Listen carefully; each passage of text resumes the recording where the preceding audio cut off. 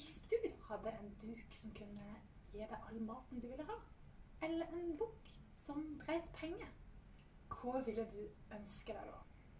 Kanskje du har lyst til å tegne en tegning, eller skrive en liten fortelling, så kan du ta bilder av den og sende til biblioteket@aal.kommune.no. Så kan vi legge det ut på Facebook og Instagram. Skriv gjerne navnet ditt på hvis du vil at folk skal vite det. Ha det bra!